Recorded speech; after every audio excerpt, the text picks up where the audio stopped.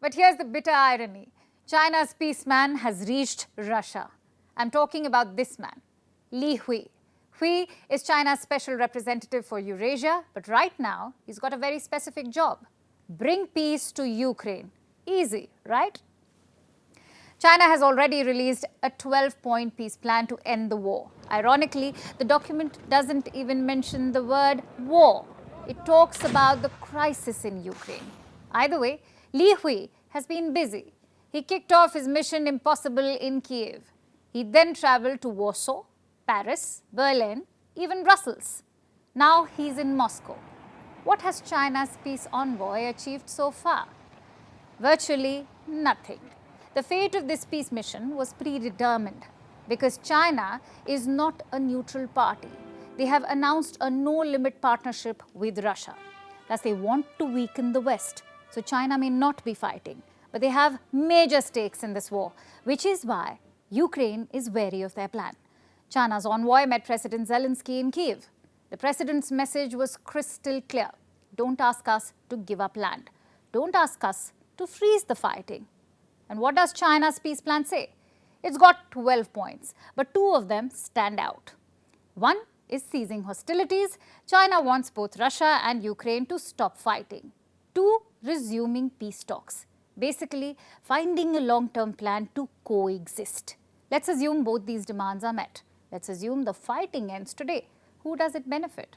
Russia controls around 18% of Ukrainian territory. So if there is a ceasefire, Russian occupation will continue. Hence, Ukraine is wary. They have seen through China's plan, so have most European capitals. Poland told the Chinese envoy to not recognize territories annexed by Russia. They also warned Beijing against arming Moscow. France asked China to play a constructive role. They also promised to help Ukraine in the long term. And the European Union? Same thing. Brussels asked China to use its leverage to end the war. They said, use your influence. Ask Russia to withdraw from Ukraine. So Europe's message to China is twofold. 1, we don't plan to abandon Ukraine. 2, China must try to pressure Putin, not just for a ceasefire, but for a complete withdrawal. Which brings us to present day. Moscow is likely to be the last stop on this peace train. It's familiar terrain for Li Hui. He spent 10 years in Moscow as China's ambassador to Russia. He knows the land and the people. Rumor is he also loves Russian literature. Li has also served as the Deputy Foreign Minister of China.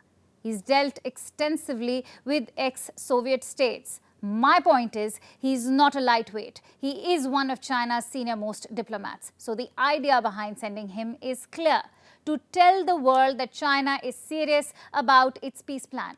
If any Chinese diplomat can get the job done, it's Li. But he has very little to work with. You see, China's peace plan is inherently pro-Russia. There's no way Ukraine will agree to it. But here's what the peace mission can achieve: an image makeover for China. Remember Beijing's wolf warriors? They turned diplomacy into insulting, shouting contests. The result was counterproductive. It depicted China as snobbish, even aggressive. So now Xi Jinping is changing strategy. He wants to be seen as the global peacemaker. First, he proposed a plan for Ukraine. Then he brokered a deal between Saudi Arabia and Iran. And afterwards, he hinted at mediating between Israel and Palestine. The fact is, China doesn't want peace. It wants to create the perception of peacemaking because war suits their interest. Just think about it. If the fighting drags on, Russia becomes weaker, they will become more dependent on China, meaning Russia becomes a junior partner. Secondly, the West remains occupied. All their focus and money flows into Ukraine. Meanwhile, China is free to unleash chaos in the Indo-Pacific. The world must be wise to this plan. They must see it for what it is: a political stunt.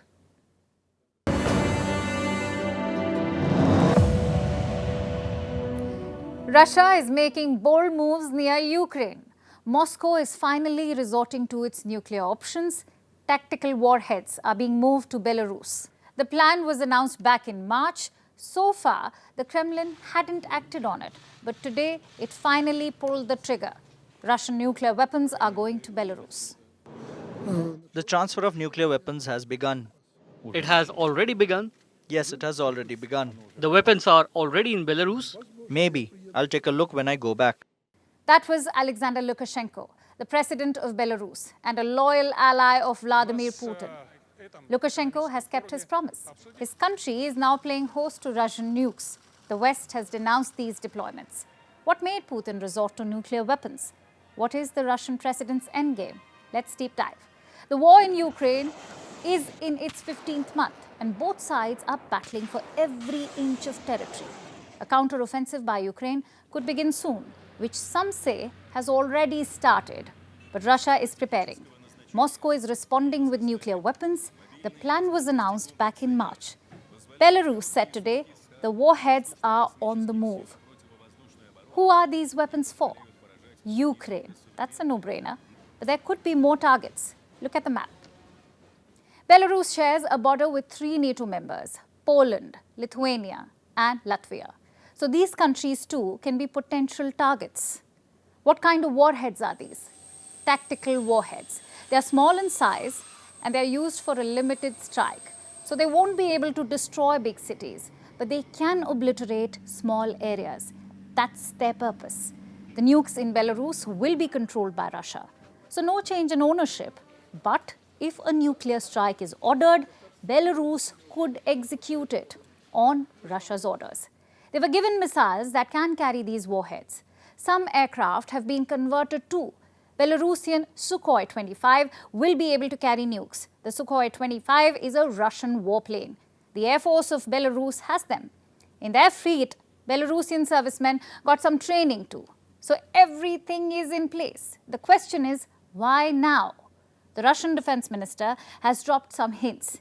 He was in Minsk to finalize some specifics about this arrangement to store the nukes. Listen to his comments. The collective West is essentially waging an undeclared war against our countries. The West was doing all it could to prolong and escalate the armed conflict in Ukraine. Allow me to simplify that. Russia says the war in Ukraine has turned into a proxy battle and the West wants to extend the conflict by arming the Ukrainian forces. That's the allegation by Russia.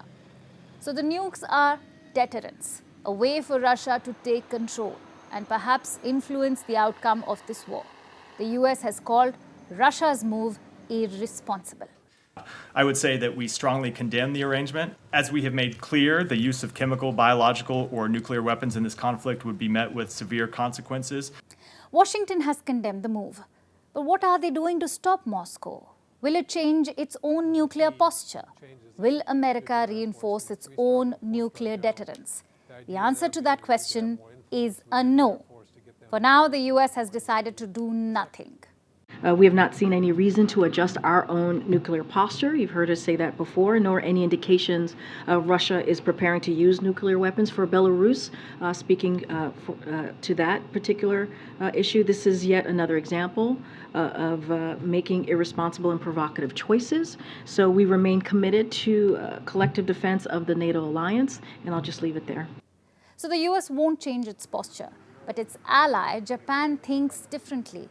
They are worried about Russia's nukes. Today, Tokyo announced fresh sanctions on Moscow. They condemned Russia's actions too.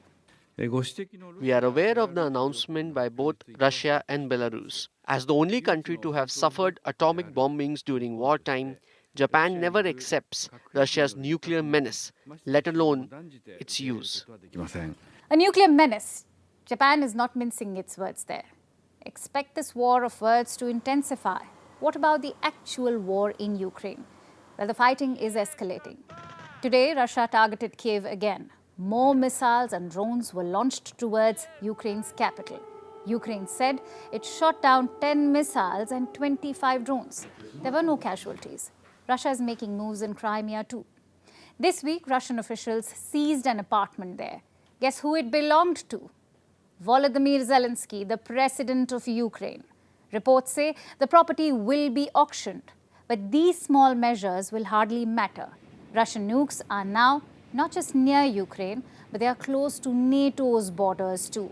For the first time since the fall of the Soviet Union, Russia has deployed these bombs outside the country. It's a move that cannot be taken lightly. This war is about to enter a dangerous phase.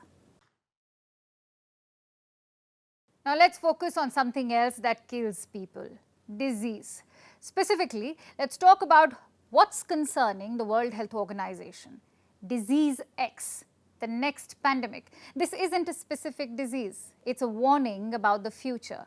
The WHO says that another pandemic will definitely come. Disease X, whatever it is, may be worse than the Wuhan virus, and the world needs to be prepared. And the WHO is right, because this disease X may not be too far away. In fact, it may be closer and more familiar to us than expected. Earlier this month, the WHO had declared that the Wuhan virus was no longer a public health emergency, but it had warned people not to become complacent. It was still out there, mutating, biding its time. It had the potential to strike back. So could it be that the Wuhan virus has actually returned as the dreaded disease X? Because the cases are rising again, back where it all began, China. A report. The annual World Health Assembly is taking place in Geneva. It comes just weeks after the World Health Organization said the Wuhan virus is no longer a public health emergency. That was earlier this month. But at the time, the WHO warned the world not to become complacent. The worst thing any country could do now is to use this news as a reason to let down its guard, to dismantle the systems it has built, or to send the message to its people that COVID-19 is nothing to worry about. This week, the WHO issued another warning. It told the world not to delay the reforms needed to prepare for the next pandemic. We cannot kick this can down the road. If we do not make the changes that must be made, then who will? And if we do not make them now, and when? When the next pandemic comes knocking, and it will, we must be ready to answer decisively, collectively, and equitably. He said, when the next pandemic comes knocking, and it will. There's no doubt. The WHO has come up with a designation for the future pathogen, Disease X. We don't know what it is exactly, where it comes from, where it will strike, but Disease X will cause the next pandemic. And it will be even deadlier than the Wuhan virus. It doesn't seem to be on the WHO's radar yet. The agency released this list of priorities. As you can see, Disease X comes in at number 9. That basically means that even though we don't know what it is, the WHO is keeping its eyes open, watching out for any indication that Disease X has arrived. Of course, that may just be too optimistic from the WHO, because Disease X may not be something entirely new. We say this because the Wuhan virus has mutated again, and cases are on the rise. The Wuhan virus is once again going rampant in China. Estimates say that by the end of June, China will see as many as 65 million cases per week. This figure was quoted by the country's top respiratory disease expert, Zhong Nanshan. In fact, he said that infections could hit 40 million a week right now. The variant behind the rise is the XBB. It's another of the endless Omicron subvariants. Chinese state media says XBB has led to 80% of the new infections in China. China's National Health Commission says XBB has greater transmissibility and immune escape than earlier strains of Omicron. The country even recently approved 2 new vaccines targeting XBB. Despite this, China says there's nothing to worry about. State mouthpiece Global Times released this report today. It says there will be limited impact, but believe China at your own risk. The US Department of Health quite clearly doesn't. Its National Institutes of Health, or NIH, released this report yesterday. It says about 10% of those analyzed experienced long-term symptoms or long COVID after 6 months. These were all Omicron patients. So, even though the pandemic is over, the danger hasn't passed. Not while the Wuhan virus continues to mutate. It's not certain that the WHO's dreaded disease X will be a variant of the Wuhan virus, but there's no guarantee that it won't be. China needs to stop underplaying the problem and work with the world. The last thing we need is the dragon releasing yet another pandemic.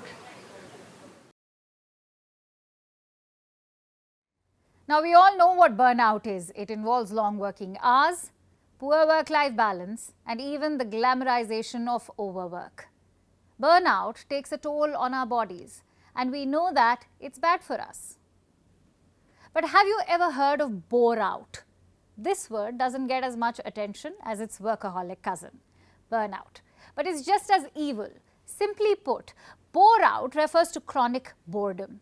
It's normal for everyone to get bored at work occasionally, but being chronically bored for days on end may indicate a bigger problem. Bore out is when your job feels pointless and tasks seem to be devoid of value. There's a little bit of working and a lot of staring at the ceiling. There's maybe a little nap here and a lot of coffee chugging there. Maybe even online shopping and holiday planning. All while being at work, simply to pass time. Basically, you witness the slow death of your job, and it can be disheartening. You ask yourself, how did I get here? Well, there could be a number of factors. Maybe your physical workplace environment is demoralizing, or your job doesn't challenge you enough. Maybe the project you were hired for is no longer a priority.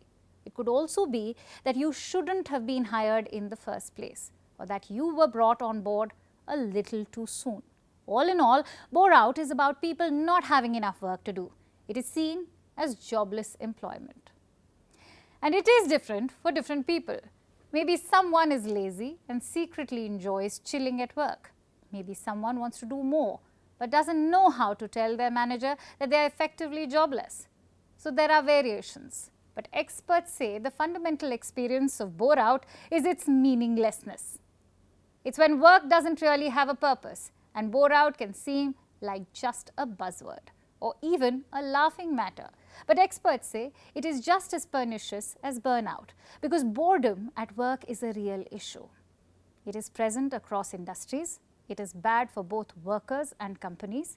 Disengaged employees cost employers an additional 34% of their salary. Through absenteeism and lost productivity, studies say chronic boredom increases employee turnover, early retirement intentions, even poor health and stress symptoms because people who suffer from bore out often suffer from depression, high rates of anxiety, even physical ailments like headaches and insomnia. The worst part is while in burnout, the consequences are drastic and quite physical, like a worker collapsing from exhaustion. The symptoms of bore out are more mental and emotional. Employees seem physically present, but they are absent in spirit. So bore out stays hidden from plain sight, and it can go on for a while. It can also be seen as a worker lacking interest or motivation, which is an organizational taboo. But at this point, you must be wondering, if it's so bad, why don't employees just talk about it? Because talking about boredom is also taboo. Experts say employees feel like they will have a target on their back. How does one tell their manager they are earning a salary for barely doing anything? Especially when layoffs have become a daily sport. There is a clear risk of things going south. Tackling bore out can surely be tricky, but it is time that we start by recognizing it and talk about it because bore out invites long-term harm, both financial and emotional. And waiting for things to improve can result in years of just that, agonizing wait. And we should remember one thing, bore out is not just an employee-centric problem. Managers need to take responsibility too. They need to actively seek signs of boredom at workplace and find ways to mend things. This can include making minor changes to tasks or even job profiles and creating a workplace environment where workers feel valued. It's true that work can't always be exciting. It is unrealistic to pretend that it will be. But just as burnout is seen as the enemy of employee well-being, so should chronic boredom. And we aren't supporting the so-called hustle culture. Idleness can be good, but just how much and for how long? Burnout and bore out are extreme ends of the same spectrum, and they both need our attention because being terribly bored is a crisis. It's a crisis of growth and a crisis of meaning. And it is looming large, all while workers are reaching the end of their rope. Except now, they aren't burnt out, they are just bored. And now it's time for Vantage shots, images that tell the story. A South Korean plane's door opened during a flight. It landed safely. Hundreds of people took to the streets of Bolivia to demand action on sexual abuse allegations that have rocked the country's Catholic Church. A 76-year-old man in India's Kerala narrowly escaped disaster after his mobile phone, kept in his shirt pocket, burst and caught fire spontaneously. And speaking of India, the country is all set to inaugurate its new parliament. The ceremony will take place on Sunday. The images have been released. And now let's take you back in history to the year 1940. What happened today on May 26th? This day witnessed one of UK's most heroic episodes in the Second World War. Britain began a huge seaborne evacuation, an escape from a potentially disastrous defeat at the hands of Hitler's army. Over 300,000 British and French soldiers were evacuated. We're leaving you with these images. Thank you so much for watching. Have a happy weekend. Dog-tired, hungry, but their spirit was never broken. Their ranks were solid to the end.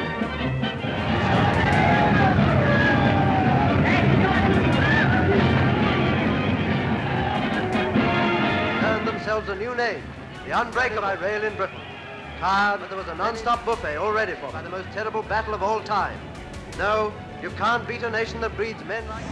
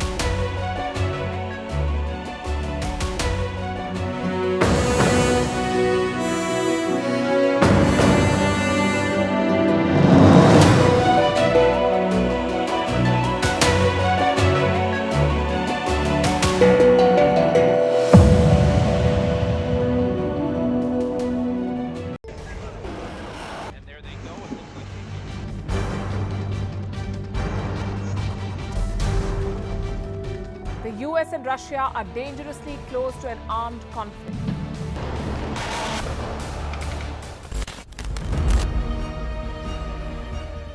This year, 2023, New Delhi will be the capital of global diplomacy. For a country as diverse as ours, with 88% of the population illiterate, it was a very big deal to write a constitution, and that too, the world's largest. Meanwhile, if we may, here's a Republic Day gift from India for the BBC. A list of suggestions for the BBC for their upcoming documentaries. Number 1, the Kohinoor and the colonial loot. Number 2, an outdated monarchy and unhealthy obsession with the royals. Number 3, racism in 2023. We're waiting.